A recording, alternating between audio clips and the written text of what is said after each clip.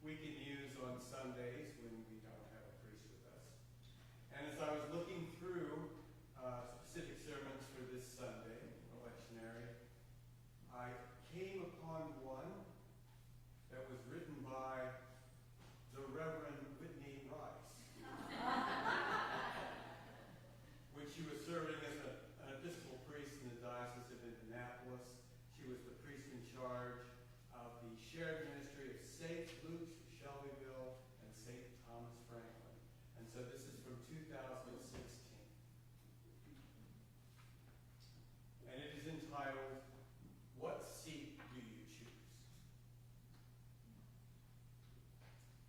People may spend their whole lives climbing the ladder of success to find, once they reach the top, that the ladder is leaning against the wrong wall. So American monk Thomas Merton tells us something we may not really want to hear, but we can immediately connect this uncomfortable truth to Jesus.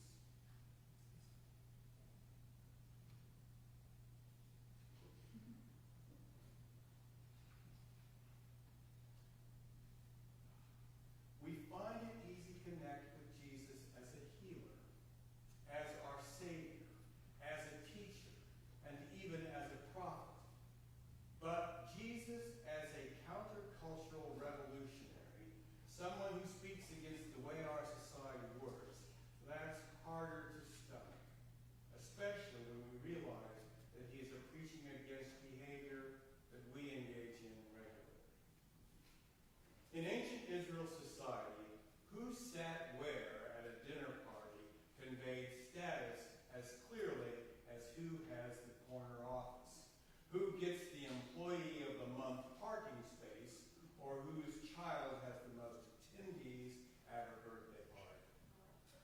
Our lives are full of subtle status signals that we use, and we use them to communicate who we are and how we want others to see us. Our clothing, what car we drive, or whether we have a car to drive, what neighborhood we live in, where we socialize. It all sends a message about our worth and prestige, usually based on our economic power. We buy a rung on the ladder as often as we earn it. These signals were conveyed in Jesus' time by seating at a meal.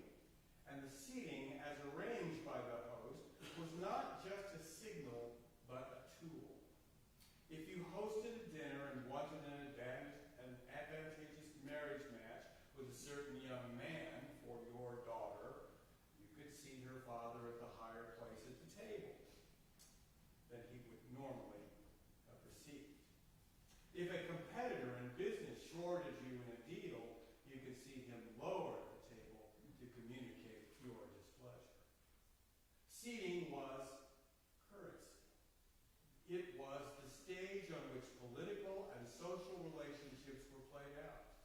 It was the public display of an individual's or family's place on the spectrum of honor and shame. A similar display in our society with similar messages might be the public encounter with a grocery store clerk at the checkout counter. When you pay with food stamps, people draw many conclusions about you.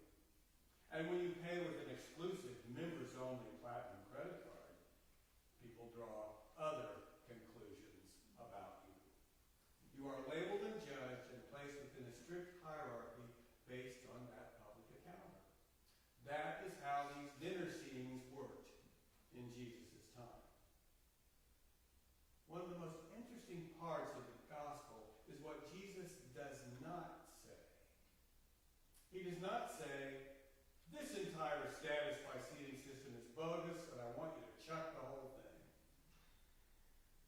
Jesus proceeds on the assumption that we will work and live within the system. Jesus says, "When you are invited, go and sit down at the lowest place, so that when your host comes, he may say to you, 'Friend, move up higher.' Then you will be honored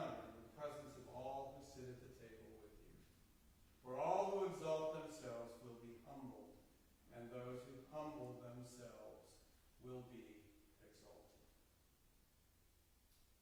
So Jesus leaves the status system intact. That kind of seems like a letdown. You would think that he would get rid of it entirely. He seems to be promising us, you're not in the corner office now, but if you take the rattiest old cubicle purposely, one day you will be in the corner office. At least that's how we would interpret it. But what if there's another way to think about it? Let's think for a moment about what it feels like to jockey for position as we do so often at work and socially and at church. The endless competition, the unspoken cues and subtle put-downs, the unfairness of who is rewarded and who is shoved down to a lower rung. It's exhausting, isn't it? When we get caught up in these games of who's getting promoted or who's chairing a new church committee or who's got a new car in their driveway, we are disconnected from God and our true selves. And that drains us of life and vitality. Jesus says, all who exalt themselves will be humbled. What if he's referring to the soul-sucking exhaustion of the rat race?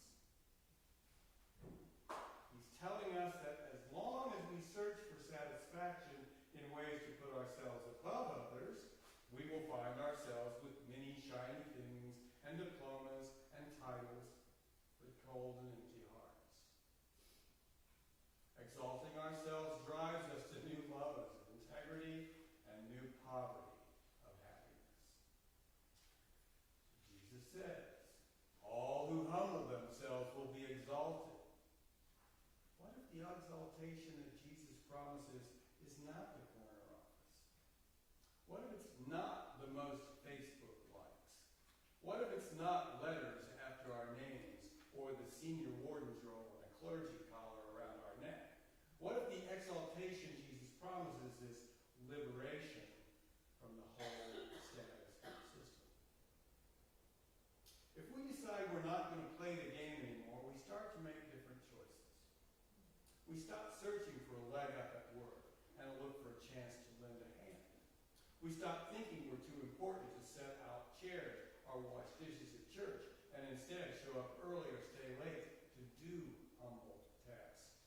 We keep our cars and our clothes and our phones an extra year, thinking of those around the world who make do with so much less than what we are blessed with, no longer needing to display the latest and the flashiest. Those choices begin as a spiritual discipline. It goes against our nature that drives us to seek comfort and status and power. But what begins as a discipline, choosing over and over to humble ourselves as Jesus asks us, starts to transform us. Suddenly, that craving to be the best, to have the most, to win at everything, starts to ebb and die away. This is the exaltation Jesus promises the humble. And if we keep working at it, small choice by small choice, the seed of peace that was planted by hard-earned discipline starts to flower. Those who humble themselves will be exalted. When we are still trapped in the status system, we might assume that Jesus means that at the great dinner table in the sky, the humble will finally get to have the choice seats at the head of the table. They'll have an eternal corner office, a never outdated smartphone, and an infinity sign where their Facebook like numbers used to be. But that would not be heaven. It would be the same prison we live in on earth. We read in the letter to Galatians, "For freedom Christ has set us free. Stand firm, therefore, and do not submit again to a yoke of slavery." The only way out of the chains of the status system is to follow Jesus in his example of downward mobility. We must, of course, avoid the trap of ostentatiously taking on humble tasks and refusing honor loudly. That's simply climbing a rung on the ladder of martyrdom and noble morality. It's the same prison. We can't free ourselves from this deficit. Sister, Jesus points out that by assuming that there will always be a table and there will always be fighting for higher positions at the table, where we have a choice is where we choose to sit. And if we ask Jesus to be with us and help us to take the lower seat, help us to quit playing the game, help us to abandon the quest for success and money and power, he will exalt us to freedom from the need for status at all. We won't need to make a big show of it. We will know our